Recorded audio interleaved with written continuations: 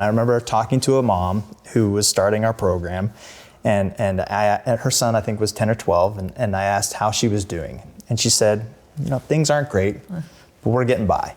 And I said, well, tell me what getting by looks like for you. And she said, well, when our son gets upset, we take our other 2 little girls into the back bedroom, we barricade ourselves inside with some heavy furniture, and it's usually 45 minutes to an hour before we can come out. We look at how many holes there are on the walls, because we got to know if we're over our drywall budget for the month. And all the windows are screwed shut and have plexiglass over them, and we keep our appliances in the garage. We eat all of our meals off of paper plates, and we don't have any real furniture in the house. His room is just a bare mattress. We have 2 deadbolts on the door. I keep one key around my neck. My husband keeps the other key around his neck, because if he knocks one of us unconscious, we know he'll get the key, and we know he knows how to turn a key, because the last time he got a key and we only had 1 deadbolt, it was 24 hours before the cops found him living in the woods with no clothes on.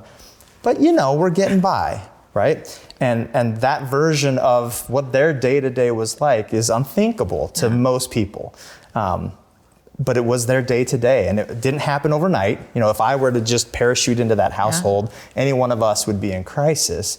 They weren't in crisis in the way that I think most families would be, because when he was 3 or 4, and I'm just kind of inferring here, but when he was 3 or 4 and he started to become aggressive, maybe you baby-proof the house a little extra, and then he's 5 or 6, and you maybe don't go out as often as you used to, and now he's 7 or 8, and things are getting a little tough, and so we're kind of rearranging our lives, and by 10 or 12, you're just getting by. I tell that story to some folks, and I had someone ask me, is that even real? That doesn't happen in America. And I said, absolutely, it happens. You just don't see those families because they're not out in the community. You're not rubbing elbows with these families, and the impact on them can be so profound. But it is really important to focus on finding kind of treatments and interventions for these behaviors, because it's one thing when your kid is 3 and they're coming after you, but then it's another thing when that kid is 13 or 23, and so that really has to be prioritized. But over time, we've tried to focus more on what are the meaningful outcomes for a child and a family, and so